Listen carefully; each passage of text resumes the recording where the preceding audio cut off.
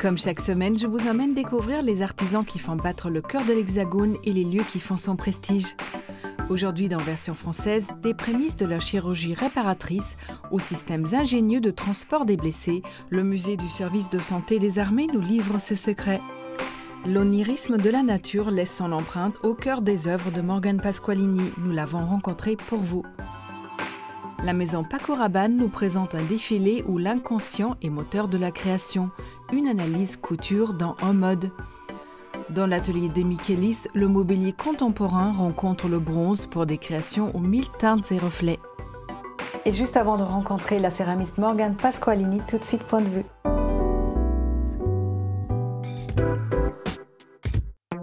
En 1883, l'Américain John Singer Sargent réalise une œuvre qui suscitera une vive réaction de la part de l'opinion publique. Si le tableau de Virginie Amélie Avenio Gautreau nous apparaît un élégant portrait, il fut jugé si impudique que des modifications furent demandées.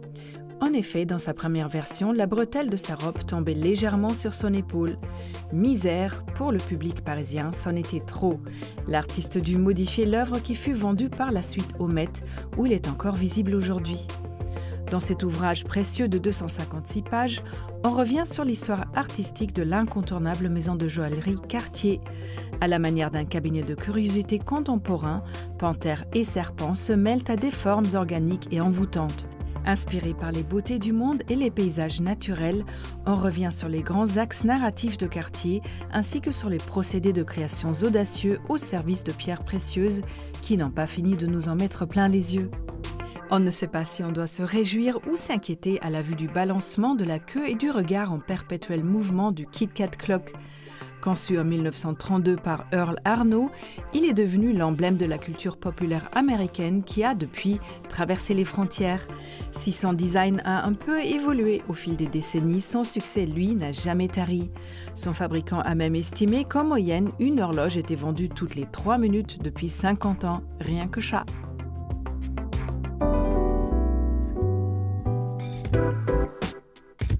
À Paris, dans le 5e arrondissement, un musée est dédié à l'histoire de la médecine et de la santé des armées, une découverte historico-scientifique.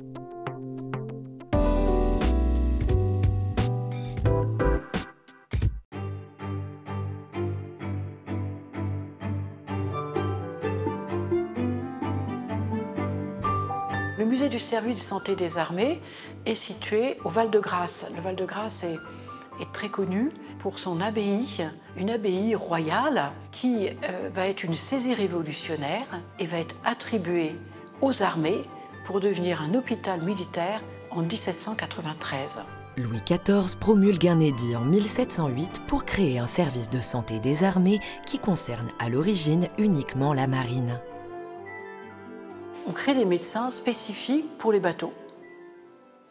Parce que quand ils partent en mer, il n'y a pas de médecin, il n'y a rien. Donc il faut en embarquer. Et c'est cette nécessité qui finalement va être à l'origine d'un service de santé des armées. En 1850, l'école d'enseignement militaire va ouvrir ici. Le musée, dès sa création en 1916, a alors pour vocation à servir d'instruction pour transmettre les savoirs nouvellement acquis aux étudiants et médecins présents sur place. Et avec l'arrivée de la Première Guerre mondiale, un très grand nombre d'innovations en matière de brancards sont réalisées pour évacuer les blessés. Le service de santé des armées va produire des équipements adaptés à ce grand nombre de blessés et à toutes les configurations possibles. Il y a des brancards qui sont posés sur des skis. Celui-ci est adapté pour les voies routières. Celui-ci correspond à un blessé qui doit être tenu debout en raison de sa blessure. Avec les nombreuses formes de brancards apparaît également la notion de triage. Chaque blessé se voit fixer sur son uniforme une étiquette de couleur correspondant à un type de blessure et qui va le suivre du premier poste de soins jusqu'à son arrivée à l'hôpital. L'avantage qu'on peut voir dans ce triage, c'est qu'il permet de traiter en priorité et en urgence les blessés les plus graves. C'est-à-dire de donner une chance à ces blessés graves d'être gardés en vie. Cette notion de triage existe toujours et a été adoptée par de nombreuses armées dans le monde. La Première Guerre mondiale, guerre de tranchées, voit apparaître de nouvelles blessures spectaculaires à la tête. Les médecins doivent alors inventer en urgence de nouveaux gestes pour reconstruire les visages. Au Val-de-Grâce, le docteur Maurestin va inventer ce qu'on appelle la reconstruction du vivant par le vivant. Il va greffer. C'est une technique totalement novatrice qui va être prise pendant toute la période du XXe siècle. C'est la naissance de la chirurgie esthétique, d'une certaine façon. Les prothèses mal supportées sont remplacées et les greffés peuvent ainsi retrouver une place dans la société. Et on voit ici des moulages de cire qui illustrent les étapes de la reconstruction du visage. Donc un moulage est fait sur le blessé après et avant chaque opération pour expliquer et pour montrer les différentes étapes de la reconstruction. À côté des avancées sur la chirurgie maxillofaciale, le service de santé des armées conduit sans relâche depuis sa création des recherches importantes sur les maladies infectieuses et les épidémies. Nous avons ici une vitrine qui est consacrée à Alphonse Lavran. Il sera nommé à Constantine, en Algérie, où il va, en 1880, faire une découverte extrêmement importante, puisque c'est lui qui va observer le premier, dans le sang d'un soldat paludéen, l'hématozoaire du paludisme. Il sera le premier Français à être récompensé avec le prix Nobel de médecine en 1907. L'innovation ne cesse de progresser, allant même jusqu'au domaine aérospatial, avec l'enregistrement pour la première fois du fonctionnement du cortex d'un rat dans une fusée transmise directement au sol, ou dans l'univers subaquatique avec la mise au point d'un caisson hyperbare pour porter secours aux plongeurs. Elle permet d'éviter les accidents de dépressurisation qui peuvent entraîner le décès de la personne. À travers sa précieuse collection, le musée présente 3 siècles d'histoire de médecine militaire qui, aujourd'hui, profitent à tous et rayonnent même jusque dans notre vie quotidienne.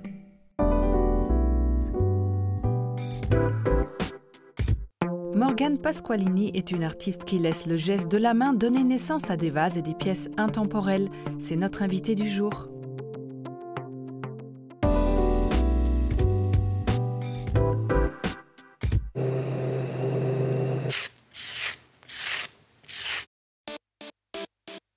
C'est vraiment en ayant la terre en main, en la tordant, en me disant « ok, là, cette forme, c'est pas mal ». Le moment où quand on fait la pièce et qu'elle apparaît entre nos mains, en fait, ce moment de création, c'est vraiment une sensation qui est vraiment incroyable. Enfin, c'est comme une vague euphorisante qui traverse le corps entier. C'est vraiment pour ça, en fait, que j'aime ce métier. C'est vraiment le moment où l'objet apparaît entre les mains. Après une enfance solitaire et en harmonie avec la nature environnante des Hautes-Alpes, Morgane Pasqualini quitte ses montagnes pour faire des études de graphisme à Paris et c'est timidement qu'elle décide de prendre des cours de céramique. Le coup de foudre est quasi immédiat et après plusieurs mois d'apprentissage et d'essais, elle décide de lancer sa première collection. Inspirée par ses racines et son amour pour le végétal, Morgane imagine une série de vases à la fois épurés et ornementaux. Dès que je ferme les yeux, j'ai des vases qui apparaissent. Je suis vraiment traversée par ça, par les images. Je les dessine assez rapidement. En les faisant, soit je respecte mon dessin, soit je me laisse emporter aussi par ce que la terre me propose.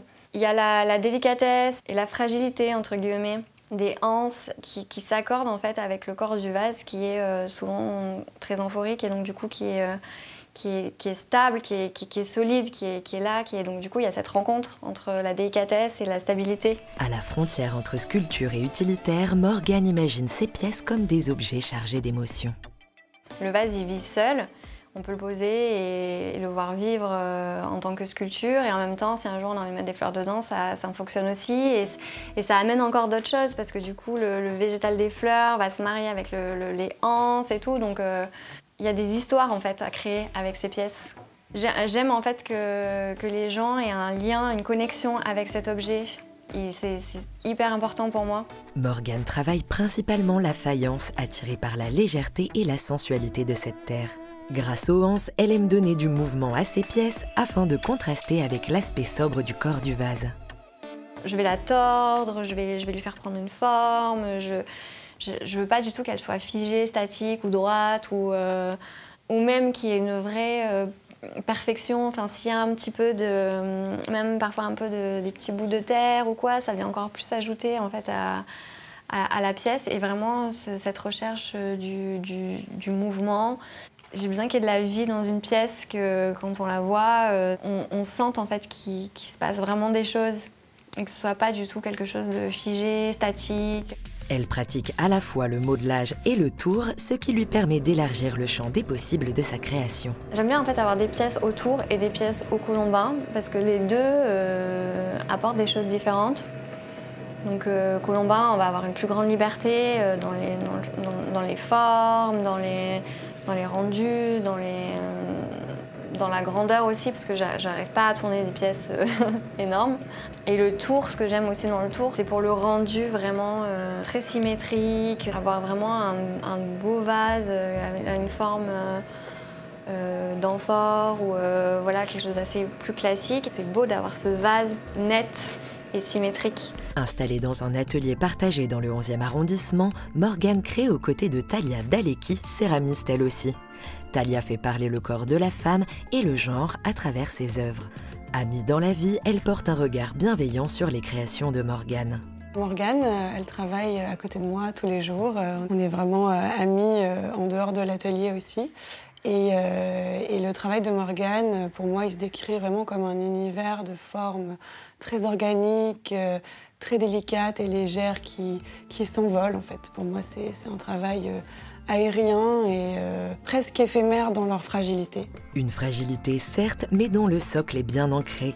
Morgane donne vie à des pièces soit sublimées par des fleurs, soit qui vivent d'elles-mêmes dans des intérieurs du monde entier.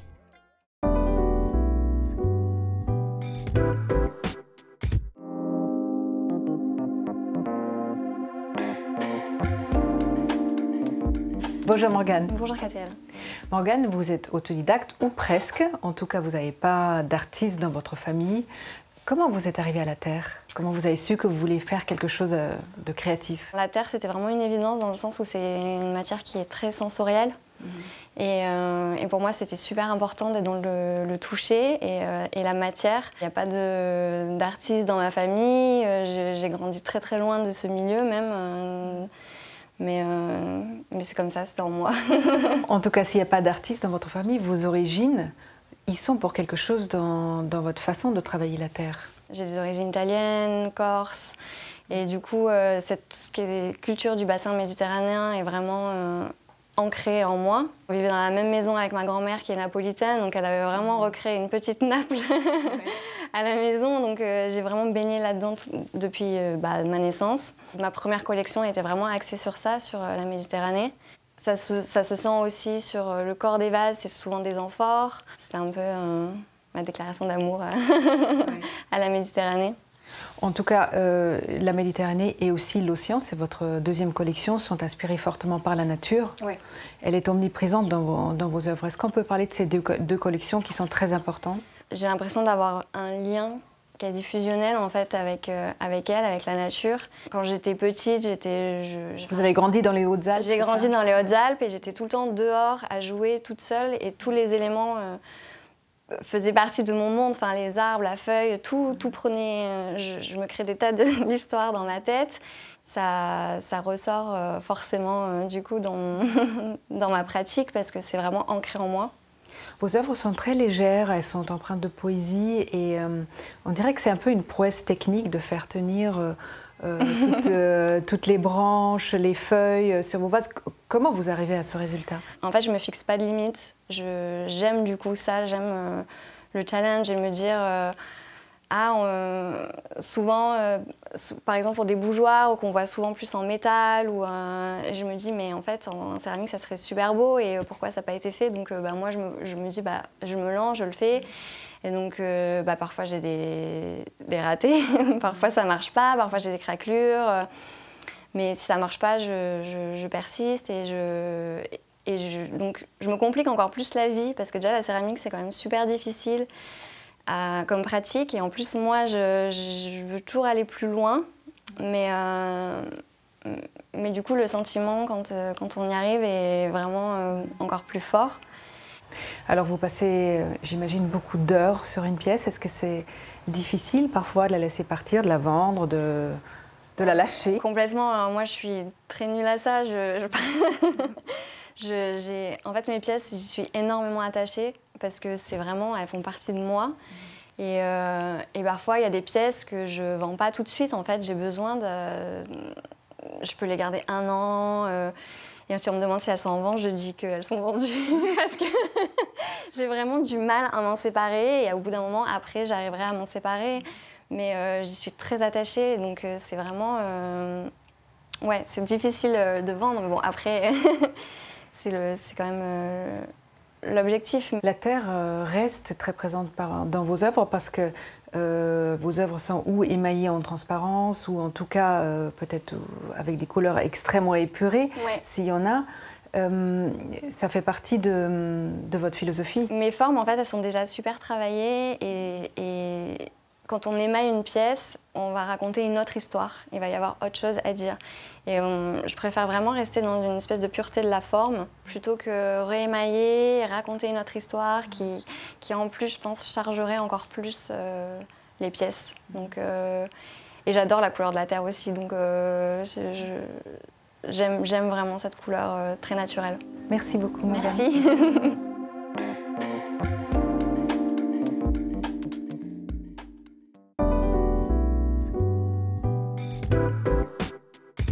Chez Paco Rabanne, Julien Dossena évoque l'inconscient à travers des jeux de textures, de formes et de couleurs. Décryptage dans Homode.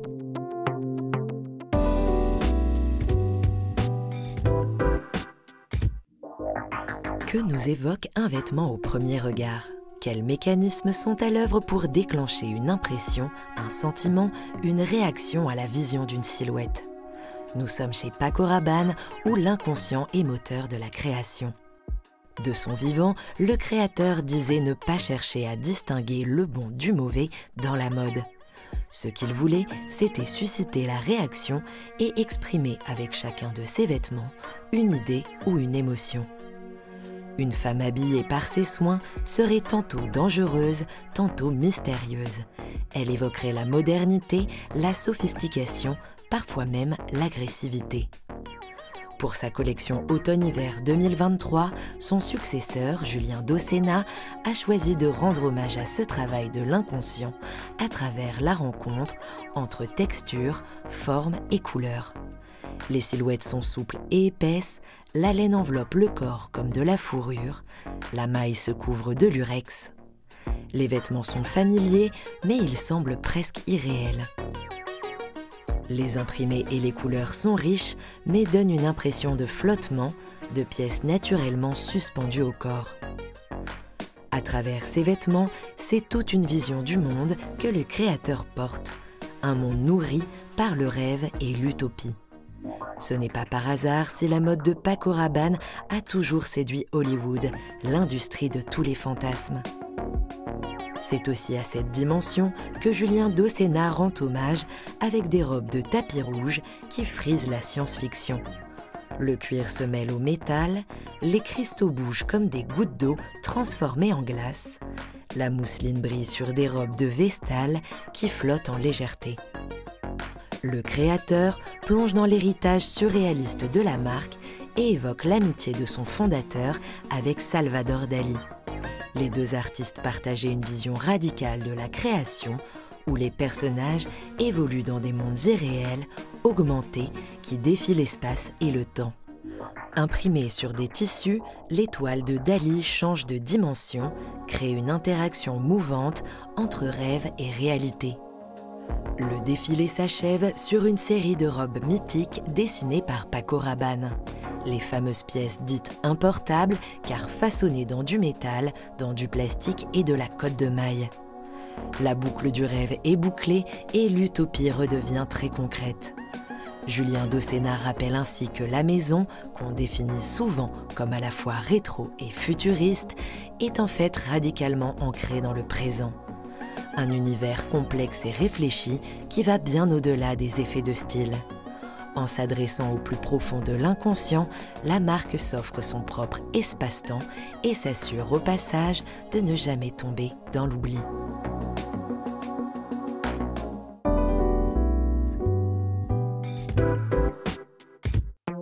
outils et patine résonnent à l'unisson entre les murs de l'atelier Michaelis. Ici, on donne vie à des créations lumineuses.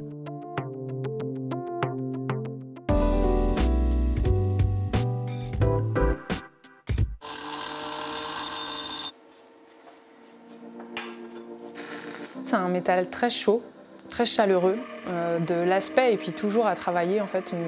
Quand je le soude ou je le brosse ou je le ponce, en fait, il prend vite la chaleur parce que c'est plein de cuivre. Donc en fait, c'est pas du tout froid, voilà, comme l'acier. C'est plein de reflets. Je trouve que ça apporte des possibilités de création infinies. Parce qu'en en fait, on peut penser n'importe quelle forme. C'est passionnant de tout ce qu'on peut en faire, quoi, parce qu'au départ, la matière brute, c'est quoi? C'est un lingot, quoi, en fait. C'est lors de ses études de tournage d'art à l'école Boulle que Laura de Michaelis découvre le travail du bronze. Le coup de foudre pour la matière est immédiat. Après plusieurs années aux côtés du designer Van der Straten et de nombreuses pérégrinations à l'étranger pour y découvrir les différentes techniques de travail du bronze, elle crée en 2016 Atelier de Michaelis, installé aujourd'hui à Toulouse. Je trouvais intéressant d'aller vers la rareté. J'avais envie de travailler avec ce matériau, mais pour des formes contemporaines et résolument ancrées dans la société d'aujourd'hui, dans les tendances. Voilà. J'avais envie de faire ça, de dépoussiérer un peu ce métier de bronzier d'art qui a une réputation un peu vieillotte et en faire quelque chose de féminin, de joli, de chaleureux. Attachée au savoir-faire de cet artisanat d'art ancestral, Laura s'amuse à imaginer des pièces à la frontière entre objets fonctionnels et œuvres d'art, notamment pour les luminaires qui occupent une place importante dans sa création. Le luminaire, c'est toujours un défi. Parce que la lumière, en fait, dans nos intérieurs, elle est fondamentale. Elle peut changer le caractère d'une pièce, vraiment du tout au tout. Et qu'il y a un vrai challenge de jouer avec la lumière que la pièce va procurer et qui va être, une fois éteint, qui va être renvoyée sur l'œuvre. Donc il y a plein de choses à étudier. Il y a de la transparence, il y a la chaleur d'une lumière. Je trouve ça assez passionnant et quand on les regarde éteints, puis allumés, puis que ça prend vie, que ça joue avec les reflets, avec les endroits qui sont polis ou mat, voilà, je trouve qu'il y a vraiment une émotion. Avant de pouvoir façonner le bronze, il y a toute une multitude d'étapes à respecter. Le point de départ est souvent un dessin, puis Laura fait des maquettes pour étudier la faisabilité de ses idées. Une fois cette étape validée, Laura doit préparer le prototype qu'elle donnera à la fonderie afin que celle-ci réalise l'œuvre en pièces détachées. De retour à l'atelier, Laura doit retravailler chaque pièce. Donc là, j'essaye de redessiner la tranche sur le côté qui se voit bien, qui sera poli tout à l'heure. La fonderie, c'est quand même aussi une technique artisanale et donc il peut y avoir des irrégularités sur la fonte. Il n'y a jamais deux fontes qui se ressemblent. Celle-ci, par exemple, elle avait des petits trous, donc j'ai dû mettre des petits points de soudure pour reboucher les trous. Et là, celle-ci, sur le côté, voilà, elle est sortie un tout petit peu froide et donc il faut redessiner la tranche là pour avoir l'arête des arrondis là. Elle ponce avec différents outils jusqu'à obtenir le toucher et l'aspect souhaité, puis comme un puzzle, assemble les morceaux. En fonction de l'objet, Laura doit souvent souder les pièces détachées, comme avec cette grande œuvre en développement qui sera bientôt un miroir. J'ai juste pointé les deux pièces ensemble pour qu'elles soient assemblées avec le bon angle et que la ligne corresponde à mon dessin que j'ai fait sur la tôle. Donc là, c'est vraiment pointé en situation, mais après, tout mon cordon de soudure, là, vraiment, c'est juste pointé pour que ça tienne. Tout mon cordon périphérique, je vais le faire sur ma table de soudure mieux installée. Architecte et décorateur d'intérieur, français et étranger, la sollicite pour apporter des touches lumineuses et sensuelles dans les intérieurs qu'ils conçoivent. Et c'est grâce à ses créations que Laura de Michaelis fait perdurer un artisanat d'art rare et souvent exercé par des hommes.